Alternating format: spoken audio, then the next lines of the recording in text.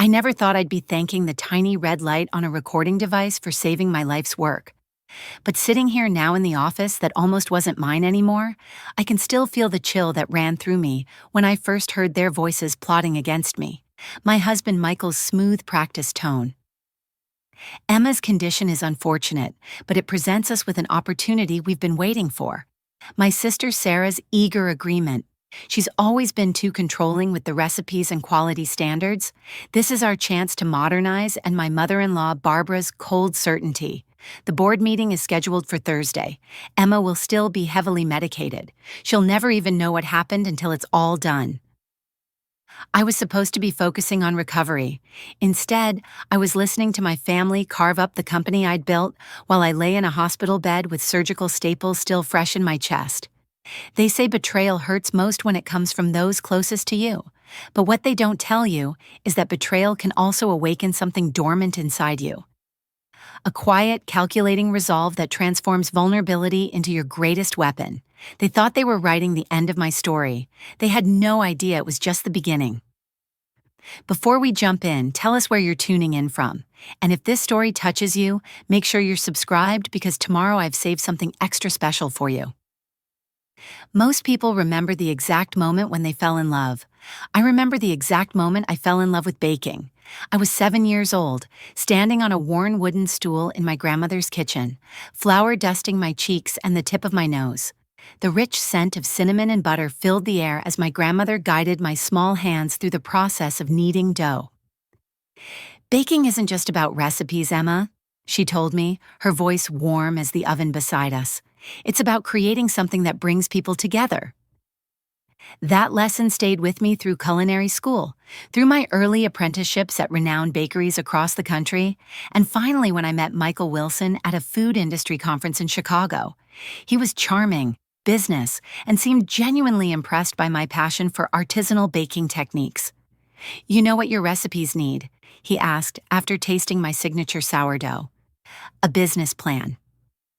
Within a year, we were married, and within 18 months, we opened the first Wilson family bakery in a modest storefront in Portland's Pearl District. The location wasn't ideal, tucked between a laundromat and a struggling bookstore, but the rent was within our tight budget. I handled all the baking, recipe development, staff training, and quality control, while Michael managed the finances, permits, and business strategy. We worked 16-hour days, sometimes sleeping on CS in the small office behind the kitchen, just to keep the dream alive. Our first breakthrough came when my blackberry bramble muffins were featured in Oregon Food Monthly. The lines formed around the block, and suddenly our little bakery wasn't so little anymore. We expanded to a larger location, then added a second store across town. My sister Sarah, who had just completed her marketing degree, joined us to handle our growing public profile and social media presence. "We're becoming a real family business," Michael said proudly, kissing my flour-dusted cheek after we signed the lease on our third location. It felt like everything was falling perfectly into place. When Michael's parents, Barbara and George, retired from their hardware store business in Tacoma, they offered to invest some of their savings into our growing bakery chain. "We believe in what you're building," Barbara said, though her eyes lingered on Michael rather than me when she spoke. I didn't think much of it at the time.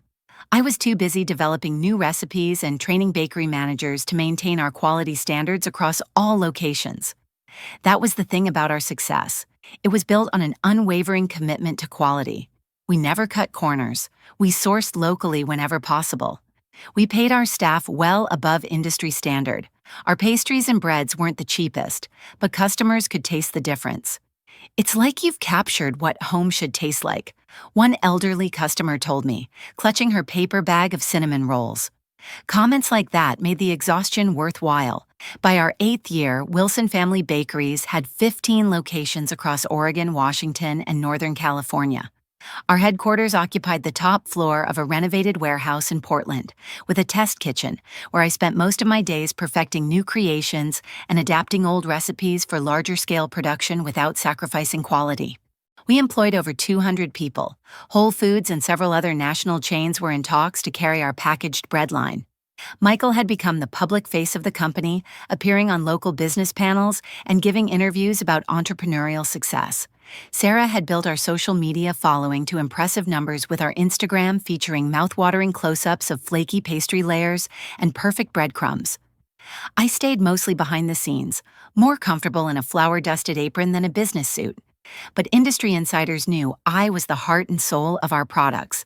The Wilson touch, they called it, that indefinable quality that made our baked goods stand out from competitors. What they didn't know was that the Wilson touch belonged to Emma Henderson long before she became Emma Wilson. Looking back, I can see the subtle shifts that should have warned me. The board meetings where Barbara would question whether we needed to use such expensive butter in our croissants. The way Sarah would roll her eyes when I insisted on testing a recipe for the 20th time before releasing it. Michael's increasing impatience with my quality standards, which he had once championed but now described as bottlenecks in our expansion plans. "You work too hard," Michael would tell me, massaging my shoulders as I reviewed production reports late into the evening. "You need to learn to delegate more. Let others shoulder some of the responsibility." His words seemed caring, concerned for my well-being. I never suspected they were the groundwork for something else entirely. My body gave me warnings too, but I ignored those as well. The crushing fatigue that coffee couldn't touch, the occasional chest pain I attributed to anxiety, the shortness of breath while climbing the stairs to our test kitchen, which I blamed on simply getting older. I was 42 after all, and had been working nonstop for over a decade. "You need to see a doctor," urged Lena, our head baker, and one of my closest friends. "This isn't normal, Emma." I promised her I would, but kept pushing it off. There were new store openings to oversee, recipe adjustments for higher elevation in our Denver location plans, meetings with potential distributors who might finally take our products national. The company needed me, or so I thought. The structure of our company had evolved as we grew. Initially, it was just Michael and me, equal partners in every sense. When we incorporated, we maintained that equality with each of us holding 50% of the shares. But as we expanded and needed additional capital and expertise, things changed. After Sarah joined and proved her marketing acumen, we restructured. Michael and I each held 30%, Sarah received 15%, and we allocated 20% to Barbara and George in exchange for their significant investment. The remaining 5% went to Jake Reynolds, our first employee who had started as a dishwasher and risen to become our operations manager. Jake was family, and all but blood, the one who had stood beside me during those early morning baking sessions when we weren't sure if we'd make rent. "We need to formalize the board," Michael had suggested as we grew larger, "make things more professional." So we did. Michael became chairman, I was CEO and head of product development. Sarah took the title of Chief Marketing Officer, and Barbara joined as a board member representing her and George's interests. Jake rounded out our 5-person board, usually quiet but steadfastly supportive of my vision for the company. Our growth wasn't just about numbers and locations, though those were impressive enough. We had built something that impacted communities. Our bakeries became gathering places. We hired people who might otherwise have struggled to find employment. Former inmates through rehabilitation programs, refugees building new lives, young parents who needed flexible schedules. We donated day-old bread to local shelters and sponsored Little League teams in neighborhoods where we operated. The food media took notice. Portland Monthly called our flagship store a temple to the art of genuine baking. Seattle Met featured our rustic country loaf on their cover with the headline, "The Bread That's Changing Everything." Our seasonal pumpkin cinnamon rolls had become so popular that customers would call weeks in advance to reserve them for Thanksgiving mornings. "Your grandmother would be so proud," my mother told me during one of her rare visits from Florida. She was right. Grandma Helen's spirit infused everything we did, from the way we folded butter into dough to the way we treated every customer with genuine warmth. Sarah and I used to spend Sunday evenings in the flagship store after closing, counting the week's receipts and planning upcoming promotions. During one such evening, as golden light streamed through the windows and the rich scent of the day's baking lingered in the air, Sarah looked around the bustling space that had once been nearly empty. "I never thought we'd get this big," she said. Preparing and narrating this story took us a lot of time, so if you are enjoying it, subscribe to our channel. It means a lot to us. Now, back to the story. Tucking a strand of her dark hair behind her ear. You've really made something special here, Em. Her words filled me with pride and a deep sense of connection. This was what family businesses were supposed to be: shared dreams, mutual support, collective pride in creation. Looking back, that moment hurts the most in my memory because I believed her. I believed in her. The warmth in her eyes, the genuine smile, the sisterly squeeze of my hand. None of it seemed fabricated. That's the poison of betrayal. It only works when the foundation is built on trust. What I didn't know then was that Sarah had been meeting privately with Barbara for months. I didn't know that Michael had been growing increasingly frustrated with what he called my artisol obsessions and quality bottlenecks. I didn't know that behind-the-scenes alliances were shifting, resentments were festering, and plans were forming. I was too busy creating to notice I was being undermined, too focused on maintaining the soul of our company to see that others were eyeing its body. The warning signs were there, I suppose. The business magazines that interviewed Michael alone, rather than both of us, as if the bakeries had been solely his vision. The way Barbara would purse her lips when I rejected cost-cutting measures that would compromise our quality. The increasingly lengthy closed-door meetings between Michael, Sarah, and our distribution partners, from which I was conspicuously absent. They're just handling the business side, Michael assured me when I questioned him. You don't enjoy those meetings anyway. It frees you up to do what you love, developing new recipes and maintaining our standards. His explanation made sense. I did hate the corporate aspects of our growing business. I was happiest in our test kitchen, hands deep in dough, measuring the perfect rise of a loaf, adjusting hydration levels for our signature sourdough to account for seasonal humidity changes. Why wouldn't I believe that my husband and sister were simply shielding me from the parts of the business that drained, rather than energized me? Trust is such a strange thing. It allows you to excuse the small betrayals that might otherwise alert you to the larger ones forming on the horizon.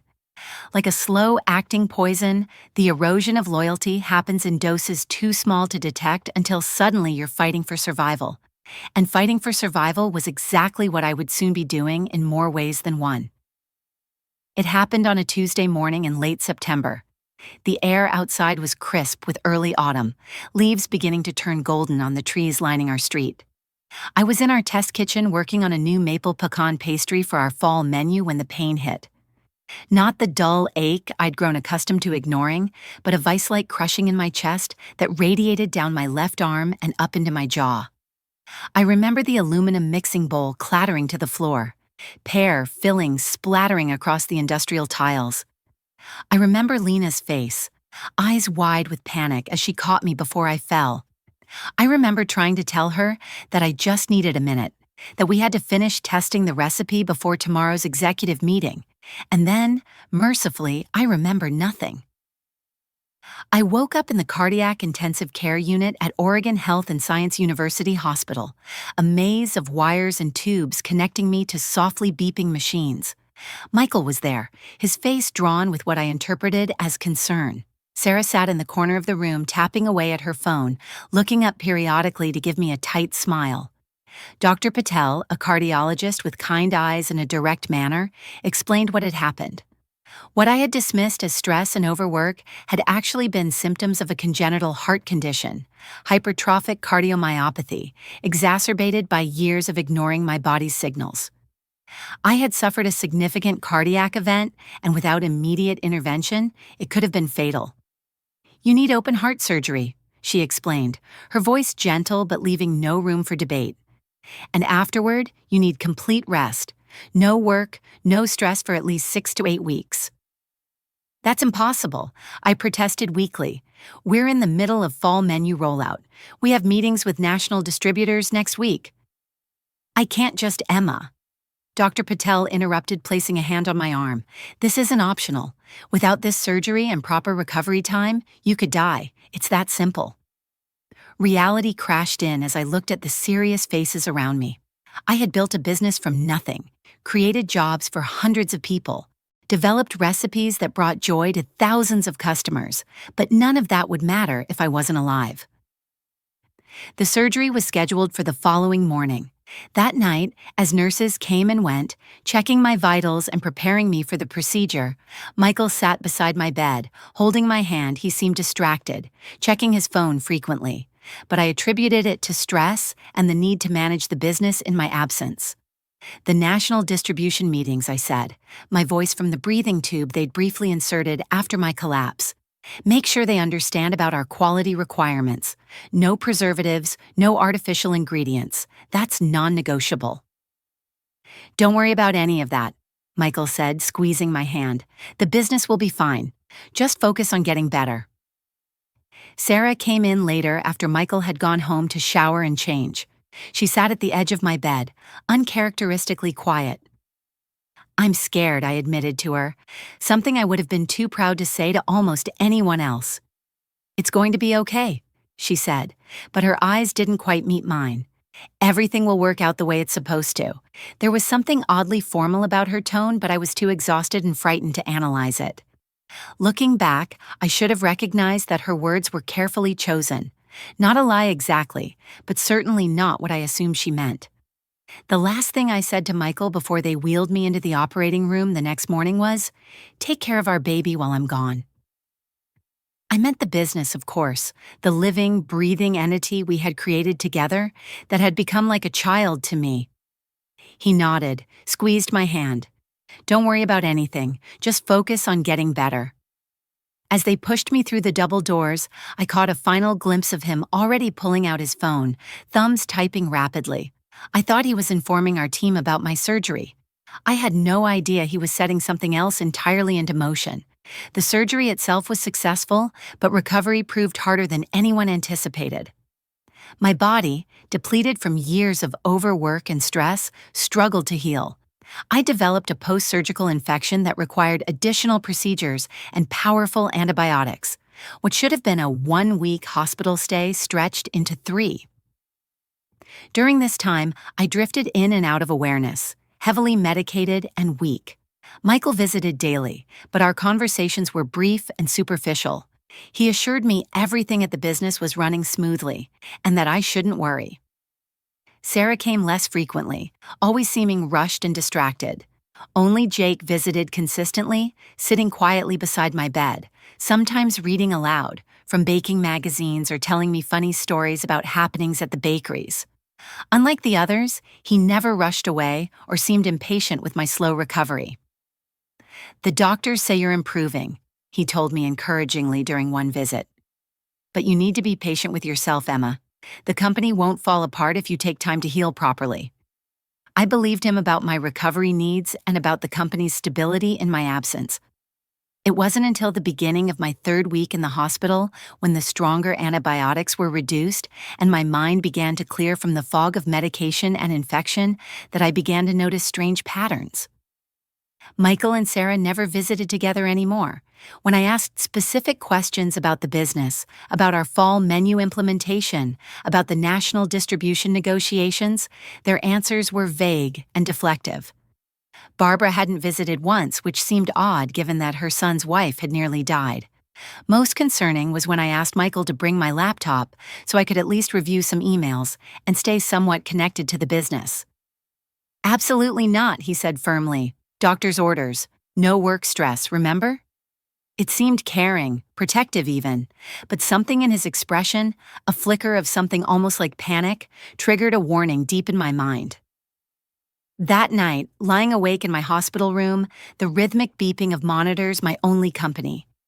I realized that for the first time in over a decade, I had absolutely no idea what was happening in the company I had built.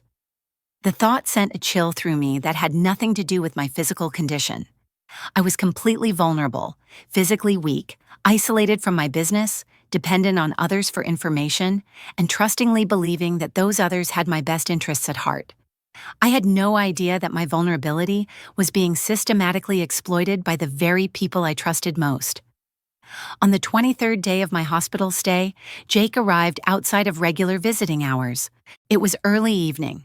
The hospital corridor quiet except for the occasional squeak of nurses' shoes on the polished floor. He carried a small paper bag that contained a thermos of properly brewed Earl Grey tea, A welcome relief from the lukewarm hospital version served in styrofoam cups and a single perfect croissant from our flagship store. His face told me something was wrong before he even sat down in the vinyl chair beside my bed. Jake had never been good at hiding his emotions. It was one of the things I valued most about him in a business world full of practiced smiles and strategic expressions. "How are you feeling today?" he asked, pouring tea into the cup he'd brought from home.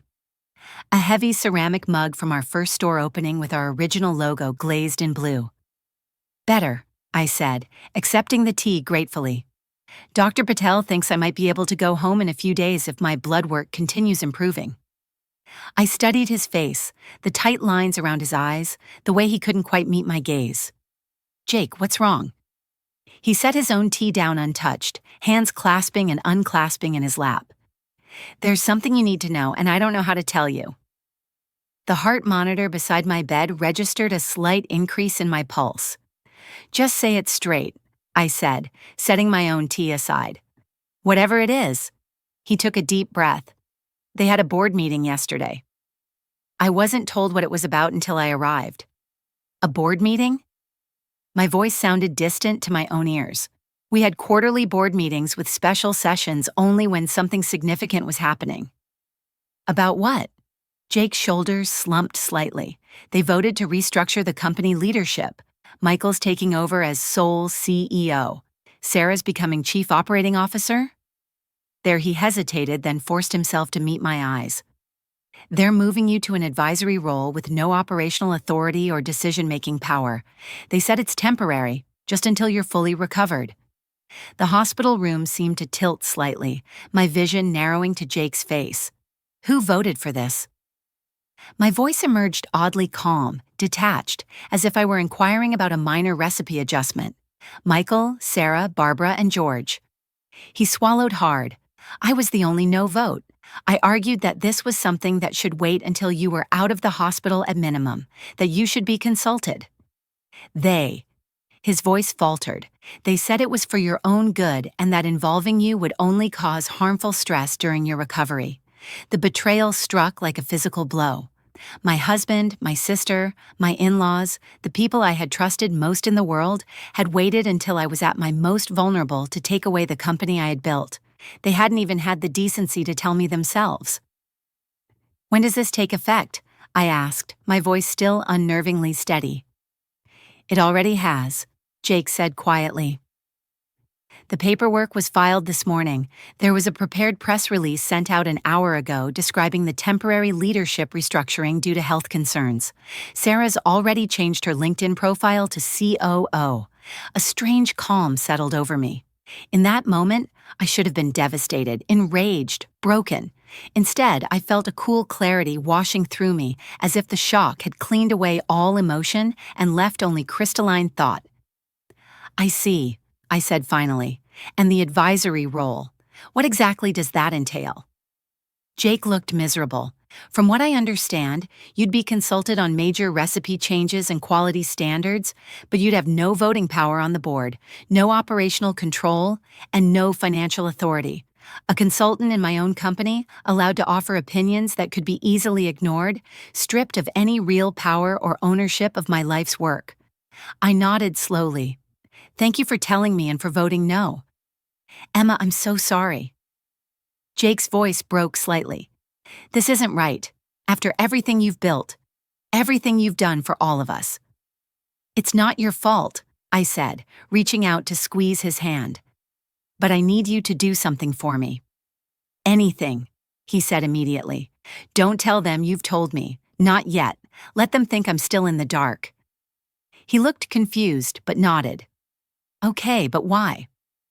"I need time to think," I said simply. After Jake left, I had perhaps an hour to process what I'd learned before Michael arrived. He came bearing an elaborate flower arrangement. Roses and leaves, flowers I'd told him numerous times triggered my allergies, and a smile that now seemed rehearsed rather than genuine. "You're looking better today," he said, leaning in to kiss my forehead. I fought the urge to turn away. "The doctors are pleased with my progress," I replied neutrally. He settled into the chair Jake had vacated, setting his phone face down on the side table, something he rarely did. He was giving me his full attention. How generous of him. So he began, his tone shifting to what I now recognized as his business voice, slightly deeper, more measured. I wanted to talk to you about some changes we've made at the company. Temporary changes, he added quickly, just until you're back on your feet. I watched him deliver his practice speech about how the board had unanimously decided, a lie, that the company needed clear leadership during my absence, how this restructuring was for the best, and how I needed to focus on my health without worries about day-to-day operations. He explained how Sarah was stepping up to help shoulder the burden, and how this would all ensure that the company continued to thrive until I was ready to return. Everything about his delivery, the carefully chosen words, the concerned expressions, the way he held my hand as if offering comfort, told me he had rehearsed this moment. He expected tears, perhaps, maybe anger or hurt. He was prepared to handle my emotional reaction to soothe and reassure me that this betrayal was actually a gift. "We're doing this for you," he insisted, his eyes searching mine for the response. He had anticipated. I looked at him. This man I had loved, had built a life and business with, who had waited until I was literally weakened by heart surgery to take what I had created and felt nothing but a cool, calculating clarity. "Thank you for letting me know," I said quietly. Relief washed over his face. He squeezed my hand. "I knew you'd understand. This is why I love you. You always see the bigger picture." He stayed another 20 minutes, filling me in on sanitized versions of business developments, carefully avoiding any mention of the national distribution negotiations or the fall menu implementation, the areas where they were likely already making changes I wouldn't approve of. As he prepared to leave, promising to return tomorrow with some paperwork for you to sign, just formalities for the restructuring, I noticed how much lighter he seemed. The burden of deception lifted, replaced with the satisfaction of having successfully managed a potentially difficult situation. He kissed me goodbye, and I forced myself to smile. "See you tomorrow." When the door closed behind him, I stared at the ceiling for a long time. The rhythmic beeping of the heart monitor the only sound in the room. My husband thought he had won. My sister thought she had secured her ambition. My in-laws thought they had finally wrested control from the outsider who had married into their family. They all believed I was too weak, too medicated, too vulnerable to fight back. They all believed wrong. When my sister Sarah visited the next day, she was prepared for tears and anger. Instead, she found me sitting up in bed reading through some papers. "How are you feeling?" she asked cautiously. "Better every day," I replied, setting the papers aside.